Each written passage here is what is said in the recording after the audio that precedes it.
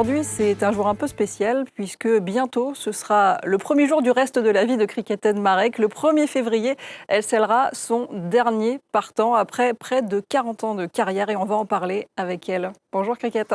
Bonjour Céline.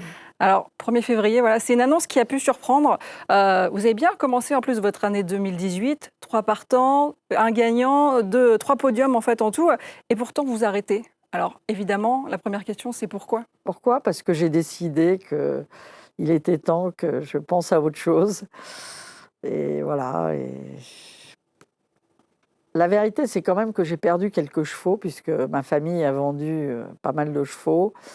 J'ai perdu les chevaux aussi de Sandbloodstock qui sont partis en Irlande. Donc mon effectif a baissé un petit peu drastiquement tout d'un coup. Et ça m'a fait réfléchir. Et voilà. Et donc, je me suis dit, il est temps, il faut trouver toujours un petit peu une raison. Et j'ai pensé que cette raison-là pouvait me servir à réfléchir à l'après. Alors cette année, vous avez fêté vos 40 ans de carrière. On va parler de Trèves, évidemment, qui a marqué l'histoire épique des dernières années. Mais on va commencer par le commencement. On est dans les années 70. Si aujourd'hui, il semble normal d'avoir des femmes entraîneurs, à cette époque, ce n'était pas du tout le cas.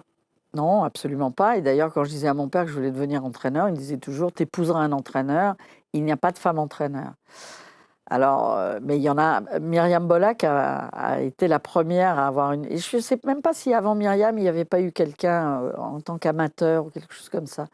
Mais c'est vrai qu'on est les premières à avoir voulu faire ce métier. Moi, dans des conditions qui étaient très favorables, puisque j'avais mon père qui était là, beaucoup de chevaux, et donc je lui dois toute ma réussite. Et ça avait été bien accueilli, l'arrivée des femmes dans ce milieu d'hommes ? Oui. Moi, j'ai jamais ressenti aucune hostilité des hommes, jamais. Maintenant, je monte à cheval depuis que je suis, pour ainsi dire, née. J'ai toujours été dans l'écurie, j'ai toujours été travailler, voir, apprendre, parce que c'était mon truc. Mon père me disait, suis les premiers garçons, ils vont t'apprendre à faire ceci, à faire cela. Lui m'emmenait aux ventes avec lui. Donc, pour moi, c'était ma vie. J'ai jamais eu le souci, ni l'impression que les gens pouvaient nous critiquer ou pas nous critiquer. En plus, quand tu gagnes des courses, les gens ne peuvent pas trop te critiquer. C'est vrai que les débuts ont été fulgurants. La licence en 77 et puis le premier groupe 1 d'emblée pratiquement. Oui, en septembre 78. Avec 6J, j'ai gagné le prix de l'abbaye de Longchamp. Alors, bon, ça, dans ma mémoire, c'est forcément une course qui restera à date parce que, d'abord, l'abbaye de Longchamp, c'est très difficile à gagner et en plus, elle avait 2 ans. Donc, c'était un petit exploit à l'époque. Bon, moi, je ne l'ai pas vécu comme ça, mais les gens me disaient toujours courir une 2 ans dans l'abbaye, c'est de la folie. Et finalement, quand tu as un très bon 2 ans, c'est une course, je ne dirais pas facile à gagner, mais c'est une course dans laquelle les 2 ans sont très bien placés au poids, parce que les vieux chevaux leur rendent beaucoup de poids. Et donc, il faut essayer. Et votre tout premier gagnant, vous vous souvenez de son nom ? Non, je suis incapable de te le dire. Je l'ai cherché et je suis incapable de te le dire. Tu l'as trouvé ? Eh bien non, justement, mais c'est vrai que même chez France Gallo, c'est difficile d'arriver à trouver au-delà des années 80. Donc, c'est vrai. C'était une jument de mon père, ça c'est sûr. Je la revois, une jument baie brune. Mais mon premier gagnant, c'était à Rouen, quand l'hippodrome de Rouen existait encore.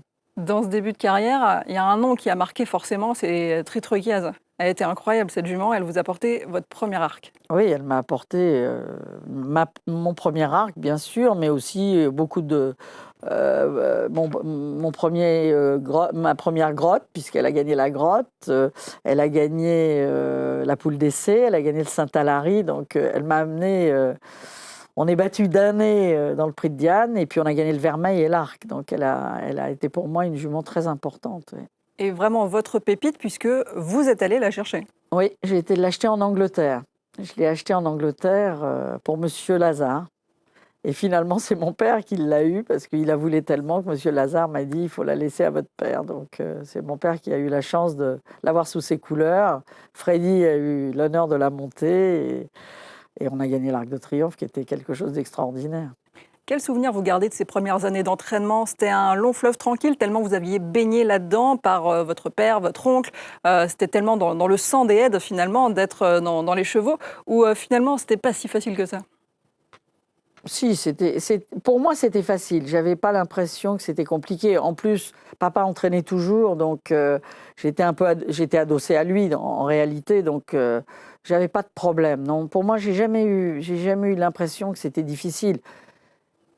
Le jour où papa a arrêté d'entraîner, en 83, et j'ai repris, en plus de mon effectif qui était déjà assez important, puisque j'entraînais déjà pour Maktoum, j'entraînais pour le Prince Khaled Abdullah déjà, j'avais plus de 100 chevaux. J'ai pris les chevaux de Monsieur Vertemer aussi. Là, j'ai réalisé que ça serait sans doute beaucoup plus compliqué. Parce que là, il n'y avait plus personne m'appuyer. Oui, mais d'où l'importance de l'équipe. Vous me disiez il y a quelques jours que vous étiez l'écurie où en fait il y avait le plus d'ancienneté en fait au niveau des personnes qui vous entourent. Oui. Justement, vous avez toujours su vous entourer de gens qui vous en sont gré et puis qui sont aujourd'hui entraîneurs en plus dans vos premiers garçons, dans vos assistants. Oui, bien sûr, j'ai pris des assistants. Et puis, mais mon personnel qui est toujours là aujourd'hui, ils sont encore là. C'est vrai que c'est comme une grande famille. Je veux dire, j'en ai vraiment besoin. Ils m'accompagnent. Ils connaissent, ils savent exactement quand on parle ce que je veux dire. Et ça, c'est très important. Parce que vous savez, je faisais pas mal de choses à côté aussi. Donc, j'avais besoin vraiment d'avoir un cocon autour de moi. Et c'est ce que j'ai réussi à faire. Et je crois qu'une équipe, c'est très, très important. Et dans notre métier, ils font un travail fantastique et on en a besoin. Et c'est vrai que pour avoir eu la chance de les côtoyer souvent le matin, Pascal Galoche, qui a été le cavalier de Trèves le matin notamment, limite c'est même votre protecteur. On a l'impression que ce sont vos anges gardiens. Ils veillent sur vous autant que vous veillez sur eux. Ils sont des papas poules pour moi, absolument. Quelle est votre philosophie sur la façon d'entraîner et est-ce qu'elle a évolué au fur et à mesure des années ? Alors moi, je n'ai pas l'impression d'avoir tellement évolué. On m'a appris, j'ai vu mon père entraîner, mon grand-père, mon oncle. J'ai pris sûrement des choses de tout le monde que j'ai mis à ma sauce. Mais je n'ai pas l'impression d'avoir tellement évolué dans ma façon de faire. J'ai appris à regarder les chevaux parce que ça, c'est la première chose que mon père et mon grand-père m'ont inculqué en me disant « regarde-les, apprends à les regarder et tu vas voir comme le cheval change, mets-toi à sa disposition ». Donc je me suis toujours mis à la disposition de mes chevaux. J'ai jamais fait en sorte que mes chevaux se mettent à la mienne. Et bon, c'est une façon de faire les choses. Dans la nourriture, j'ai rien changé. Je donne toujours de l'avoine, je donne des carottes, des artichauts. Ça oui, les carottes, vous êtes très généreuse. Oui. Donc moi, je n'utilise aucune nourriture qui est toute faite. Je fais de la mâche, je fais beaucoup de choses que l'on faisait, mais j'ai aussi un âge qui fait que je travaille un peu à l'ancienne aussi. Mais dans ma façon d'entraîner, je n'ai pas l'impression d'avoir changé quoi que ce soit. Je m'adapte à mon cheval, j'essaye de faire avec ce qu'il me montre, et puis voilà, et de les garder le plus frais possible pour arriver aux courses, parce que je pense que l'entraînement du matin, ce n'est pas les courses. Vous avez travaillé pour les plus grandes Kazakhs, vous en parliez tout à l'heure, Ali Abdullah, la famille Maktoum, les Vertemer. Ça devait être une énorme pression. Quand vous avez eu ces gros clients, vous étiez déjà encore très jeune. Oui, mais la même chose. Papa m'a toujours dit, quand tu as une idée, suis ton idée, fais à ton idée, et puis tu t'adapteras. Et donc, c'est toi qui entraînes, donc fais ce que tu crois bien. Et donc, j'ai toujours eu cette philosophie-là. J'ai toujours dit à mes propriétaires que voilà, je voulais courir telle date, telle course, voilà. Et de temps en temps, c'est sûr que j'ai fait des choses qui paraissaient un peu comme ça folles et qui se sont avérées être des bonnes idées. Et voilà. Vous avez un exemple ? Oh, j'en ai plusieurs. J'ai Égypte-Bande dans le Prix de Diane. Égypte-Bande, c'était une jument qui avait gagné en province pour ses débuts. Et ensuite, elle a gagné une course au début du mois de mars de son année de 3 ans. Elle a été malade et elle a parcouru. Et cette année-là, j'avais 5 pouliches de l'écurie Vertemer qui avaient gagné toutes les bonnes courses de pouliches. Et quand est arrivé le choix, elles étaient donc toutes les 5 dans le Prix de Diane, bien sûr. Et quand j'ai dit à M. Vertemer, à Alain, je lui ai dit, écoutez Alain, je vais courir Égypte-Bande. Il m'a dit, mais et les autres, qu'est-ce que tu fais alors avec les autres ? J'ai dit, mais il y aura d'autres courses. Mais pour moi, la meilleure, c'était Égypte-Bande. Et il m'a dit, bon, faites comme vous voulez. Et puis voilà, et puis Égypte-Bande a gagné. Et j'ai refait la même chose avec Trèves. Trèves, elle avait couru à 2 ans une fois, elle a fait sa rentrée, et puis ensuite aussi, elle a eu des soucis. Elle a parcouru jusqu'au Prix de Diane. Et là, je m'affrontais à mon père, à mes frères et sœurs, et je leur ai dit, vous savez, la jument est très bien, on va courir le Prix de Diane. Bon, ils se sont dit... Et papa m'a dit, tu joues les Maurice Zilbert. Parce que Maurice Zilbert, Céline, vous le connaissiez...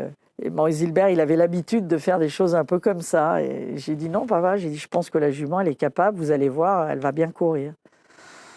Donc j'ai été à mon idée magnifiquement. Et elle a gagné le Prix de Diane. Et j'ai fait ça souvent et dans plusieurs courses. Et j'ai fait la même chose avec le Prince Khaled, avec une jument qui s'appelait African Rose. Voilà, et je crois que quand on a une idée, il faut la suivre. Alors on se trompe souvent malheureusement, mais il faut faire à son idée. Mais le résultat est là, 80 groupes 1, 350 groupes plus de 350 groupes au cours de votre carrière. C'est incroyable. On parle de la réussite d'un homme comme Aidan O'Brien, mais en France, vous êtes épatante. Ah oui, enfin, faut pas exagérer, mais bon, enfin, je fais avec, et voilà. Et si j'ai la chance de gagner des bonnes courses, je les cours, et quand je les gagne, c'est fantastique. On ne peut pas parler de vous sans parler de Trèves, qui a été un phénomène sur les pistes, qui a remporté 2 fois le prix de l'Arc de Triomphe. Quand vous jetez un coup d'œil en arrière, que pensez-vous en fait de toute cette aventure, mais qui est même au-delà de l'histoire d'un cheval, ça pourrait être un scénario d'Hollywood, l'histoire de Trèves. Oui, parce qu'en plus, le prince Altani a joué le jeu. Il était ravi qu'elle soit sur les réseaux sociaux. Il était ravi de la façon dont moi j'appréhendais les choses et que je voulais l'ouverture, parce que je pense que c'est ça qui fait que les courses rentrent dans les foyers.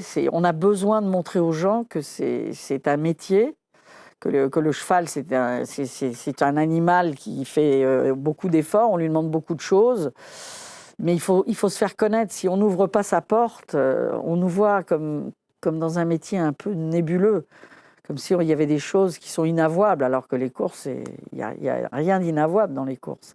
Et peut-être ce qui a été le plus extraordinaire avec Trèves, c'est l'année de son 2e arc, où rien ne se passe comme il faut. Ouais. C'était vraiment un cauchemar jusqu'au bout. Tout à fait. Ça, cette année-là, ça a été dramatique, parce que la jument avait des problèmes de pied. J'arrivais pas à solutionner ces problèmes, et elle a fait tout son début d'année, ça a été dramatique. D'ailleurs, j'ai entendu beaucoup de gens dire « Oh là là, t'es têtu, t'es ceci, arrête là, c'est de l'acharnement ». Et moi, je disais toujours au prince Altani, je lui disais « Écoutez, monsieur, je vous promets, je vous l'amènerai au top de sa forme pour l'arc. Je vous en supplie, ne m'empêchez pas de la courir ». Et quand elle est 4e dans le Vermeil, ils se sont posé la question. J'ai dit, la jument, elle court beaucoup mieux que d'habitude, même si elle est 4e. Parce qu'on avait dit avec Thierry qu'il ne fallait pas non plus faire de bêtises ce jour-là, que l'objectif, c'était l'Arc de Triomphe. Et il m'a dit, bon, faites comme vous le sentez. Et puis, on a gagné l'Arc. Voilà. Donc, a posteriori, vous ne changeriez rien du tout? Ah non, absolument rien. Non, absolument. Non. On va parler de cette année qui était un peu noire. Vous avez connu aussi des coups durs personnels, parce que vous avez eu des gros problèmes de santé. Les coups durs quand des écuries s'en vont. Comment vous avez affronté ces moments-là? Alors, les coups durs, vous parlez de ma santé, c'était dans les années 90 et en 2005. Et si aujourd'hui, je pense que je me suis toujours relevée, c'est grâce aux chevaux en réalité. Parce que j'ai jamais cessé de faire mon métier. J'ai été là tous les matins, même si l'après-midi, j'étais obligée d'aller à l'hôpital et suivre des trucs qui ne sont pas très drôles. J'ai toujours été tous les matins là, au grand dam des docteurs d'ailleurs, qui me disaient « vous êtes folle parce que vous n'allez pas pouvoir faire tout de front ». Et les chevaux m'ont aidée à me sortir. Et je pense que dans la vie, quand on a, comme moi, si vous voulez, des objectifs bien sûr, mais l'amour de son métier, ça vous aide à traverser les difficultés possibles et imaginables que l'on a dans la vie, parce qu'on n'est pas des surhommes. Hein. Tout le monde a les mêmes problèmes, malheureusement. Hein. Je ne suis pas unique. Et finalement, votre vie entière, c'est un film. D'ailleurs, notre rédacteur en chef nous disait, s'il y avait un film qui était fait, vous voudriez voir qui dans votre rôle? Je ne sais pas. Parce que j'ai souvent vu Baudérec chez vous. Ah oui, Baudérec, elle adore les chevaux. C'est pas mal. Hein. Oui, elle était ravie de venir. Et elle adore les chevaux, Baudérec, oui. Pourquoi pas. Vous avez gagné donc une soixantaine de groupes 1 en France, rien qu'en France, les autres à l'étranger. Y a-t-il une course que vous regrettez de ne pas avoir gagnée? Ah oui, tout à fait, il y en a plein, parce que bon, j'en ai gagné beaucoup, mais il y a beaucoup de courses que je n'ai pas gagnées, oui. Le Jacques Le Marois, par exemple. En France, j'aurais aimé, j'ai été plusieurs fois seconde, mais j'ai jamais réussi à le gagner. Jacques Le Marois, c'est une course que j'aurais aimé gagner. Et à l'étranger, j'aurais aimé gagner le Derby d'Epsom. J'ai couru le Derby avec plusieurs chevaux, mais pas assez bon pour pouvoir le gagner. Donc, et c'est une course qui est une course mythique. Le Derby, c'est une course fantastique. Et puis, je vous cite pas, mais il y a beaucoup de courses. Moi, j'avais peu de chevaux de distance en réalité. Donc, toutes les courses sur la distance, même si j'ai gagné le Royal Oak, j'ai pas beaucoup gagné de grandes courses sur la distance. Mais bien sûr, les courses qui sont les courses mythiques, pour moi, c'est le Derby d'Epsom et puis le Jacques Le Marois, parce que je pense que le Jacques Le Marois, c'est une des plus belles courses qu'il y ait au monde. Vous parliez de l'Angleterre, du Derby d'Epsom. C'est un pays où vous êtes allé beaucoup courir, un pays qui vous tient à cœur et même vous avez des records. Oui, j'ai gagné 4 fois les Guinées, les Pouliches, les 1000 Guinées. Et il n'y a pas d'entraîneur qui l'ont gagné 4 fois jusqu'à aujourd'hui. Il y avait Henry Cécile, malheureusement, qui a disparu. On était ex-aequo. Et voilà. Mais en Angleterre, j'ai eu beaucoup de chance. On n'y va pas souvent, mais on y va. J'ai gagné les Chivley Park Stakes, qui sont une des courses préparatoires aux Guinées de l'année suivante. 4 fois aussi. Et j'ai gagné les Coronation, j'ai gagné les Champion Stakes, j'ai gagné le Racing Post Trophy, qui est une très bonne course pour 2 ans. Et moi, je me souviens spécialement de Special Duty, parce que c'est une jument incroyable qui a gagné des groupes 1 2 fois sur tapis vert. Ouais, c'est fou. Hein. Ouais, ça c'est quelque chose que j'oublierai pas non plus dans ma carrière. Si je devais écrire un livre, je ferais quelque chose sur Special Duty. Oui, on est second des Guinées, battu d'un nez, on nous donne la course. On est second de la poule 10 jours après à Longchamp. Moi, je n'ai aucun souci, je viens à l'extérieur, je revois la course parfaitement. Je viens finir seconde, sans gêner personne. Et à la corde, la gagnante gêne le deuxième, le troisième. Et il y a 2 chevaux qui sont disqualifiés dans la course. Et on me donne la course. Donc oui, c'était là il y a quelqu'un dans le ciel qui me veut du bien. Ah, surtout que les commissaires en Angleterre, ils sont pas toujours dans la rétrogradation, donc c'est vraiment super. On n'aurait pas réclamé parce que le prince Khaled nous laisse jamais réclamer, mais c'était assez juste. La décision des Guinées, c'était assez juste. On avait été quand même assez gênés, si vous voulez. La jument qui gagne les Guinées d'un nez, elle nous a fait traverser la piste, donc ils ont jugé, voilà. On n'a pas eu besoin de leur demander quoi que ce soit, ni de faire appel, ni de faire quoi que ce soit, et on ne l'aurait pas fait, de toute façon. Depuis que vous avez annoncé, ou depuis que la nouvelle, en tout cas, s'est répandue, qu'est-ce qui se passe sur votre téléphone? Mon téléphone, il n'arrête pas de sonner, d'ailleurs. Je l'ai mis sur silence. Les gens, je reçois beaucoup du public, beaucoup de gens qui sont très gentils, qui, quand Trèves était là, venaient la voir. Puis beaucoup d'étrangers, les Anglais bien sûr, qui voudraient bien que je passe à la télévision. D'ailleurs, ce matin, ils voulaient absolument m'interviewer, mais je suis avec vous, donc je ne peux pas être partout et je pense que la France, c'est quand même mon pays. On va regarder justement un peu de réactions sur les réseaux sociaux et notamment, toutes les catégories sont unanimes, on va dire, que ce soit les journalistes, les pros, et puis ces anonymes que vous étiez si généreuse à accueillir chez vous. Alors, on va voir quelques tweets, et notamment ici ceux des journalistes. Et on le voit partout dans le monde, hein. Cricket Marek, ce n'est pas seulement un entraîneur extraordinaire, mais c'est un acte de classe dans tout ce qu'elle peut faire. Ray of sunshine. Voilà, un rayon de soleil, c'est quand même génial. Francisco qui dit la retraite de l'entraîneur de Trèves, c'est la fin d'une grande carrière, un merveilleux caractère. C'est pas que j'aime le cricket, c'est que vraiment je l'aime avec de l'amour, quoi. Jim McGrath qui dit c'était un grand entraîneur qui a arrêté, qui a commencé il y a 40 ans. Voilà, c'est une histoire d'une dynastie, une grande part d'une dynastie. Ray Pollock, qui est un grand journaliste américain, voilà, qui salue aussi votre carrière. C'est vrai que la reconnaissance vient de toutes parts. Ouais. Alors après, les gens sont sympathiques avec moi, il faut reconnaître. Ouais. Oh, vous le méritez, vous êtes sympathique avec les gens aussi. Hein. On va enchaîner sur d'autres messages que j'ai repérés un peu sur ces réseaux sociaux. Celui-là, on va dire que c'est un peu un message spécial. C'est Christopher, c'est votre neveu, ça a été votre dernier assistant. Oui, absolument. Et voilà, c'est vrai qu'il est resté chez vous pendant 3 ans. Tous mes assistants.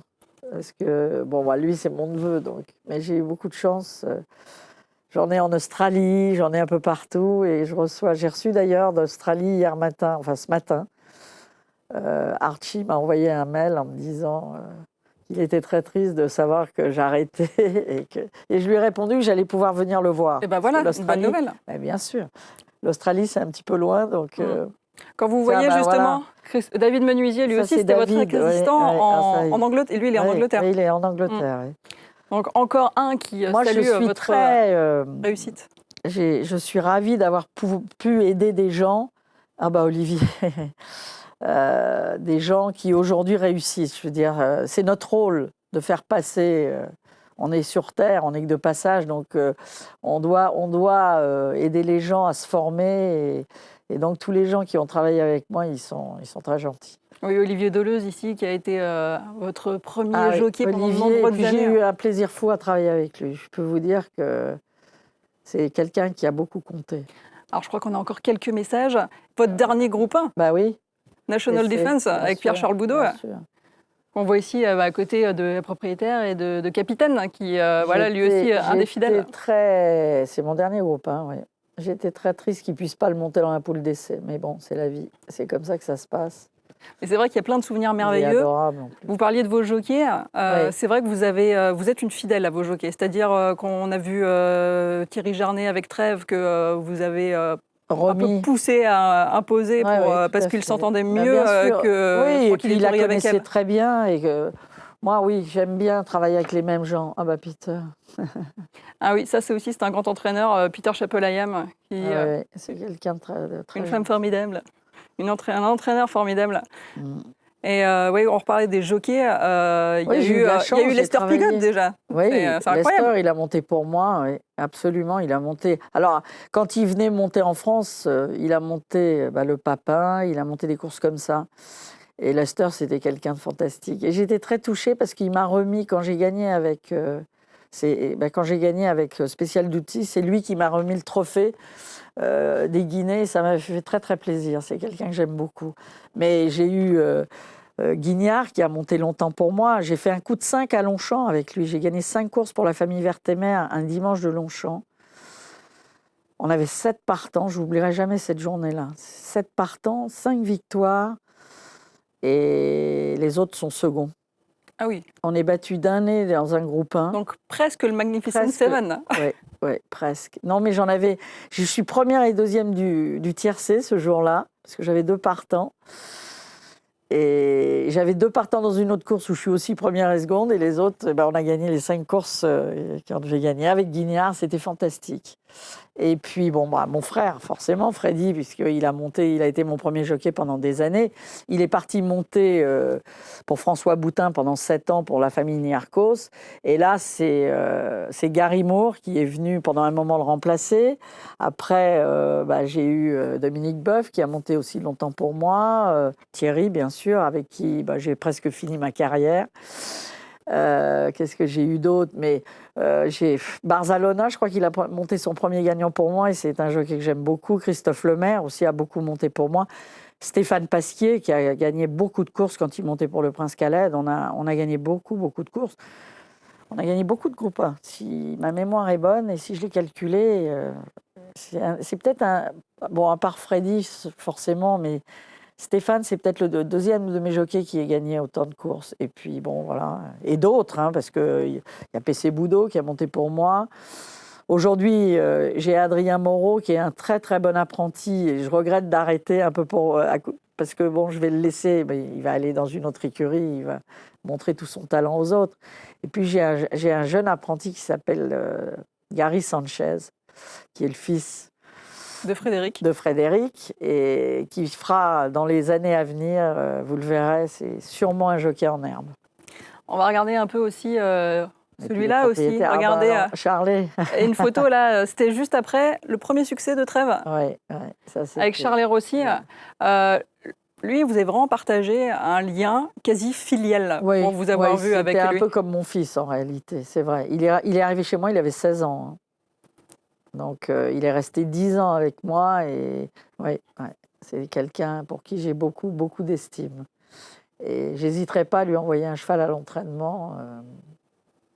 D'ailleurs, je suis la marraine de son fils, pour vous dire la vérité. Donc, on a beaucoup d'estime. Donc ça y est, vous faites définitivement partie de la famille. Oui, c'est une famille que j'aime beaucoup. Son père, son frère, et même son oncle, mais Cédric aussi, qui est un très bon entraîneur à Marseille et qui se débrouille très très bien. Et qui a entraîné pour moi d'ailleurs. Je lui ai envoyé des chevaux à l'entraînement et si j'en ai, là, j'hésiterai pas aussi de lui en envoyer. On va avoir un peu de derniers messages. Ceux-là, c'est, je crois, un peu des turfistes qui vous parlent. Voilà, quelle tristesse d'apprendre que Madame Aide arrête sa carrière. On a des gens aussi qui sont venus chez vous et qui ont laissé des messages. Mais c'est ça qui est presque le plus étonnant, c'est que vraiment ces anonymes, vous les avez accueillis chez vous, dans votre écurie. Vous alliez vraiment beaucoup aussi à leur rencontre sur les hippodromes. Mais je continuerai à le faire. Hein. Je continuerai. Ils peuvent venir me voir quand ils veulent. Et même si j'ai plus de chevaux et je ne peux plus les accueillir à l'écurie, le jour où je suis aux cours, je vais voir les chevaux et quand ils me demandent mon avis ou qu'ils me demandent si j'ai vu un cheval qui a une chance, je leur réponds toujours parce que d'abord, c'est grâce à eux si on vit, comme je vous ai dit, et je pense qu'il faut les protéger.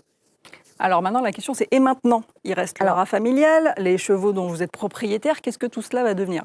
Écoutez, mes chevaux, je vais les éparpiller un peu partout. J'en vends quelques-uns parce qu'ils ne sont pas assez bons et je pense qu'ils ne valent pas le coup de les garder. Et puis les autres, je vais les mettre à l'entraînement chez différents entraîneurs. Ça va m'amuser d'ailleurs. Et puis, vous savez, Céline, mon rêve, c'est la voile. C'est d'avoir un bateau et d'aller naviguer. Alors, si j'ai la possibilité de le faire, je pense que, pas cette année, mais peut-être l'année prochaine, j'essaierai de me trouver un bateau et j'irai naviguer. Et puis, je vais m'occuper du haras familial, parce que je l'ai toujours fait, je continuerai à le faire tant qu'il est là. Moi, j'aime l'élevage et j'ai des juments.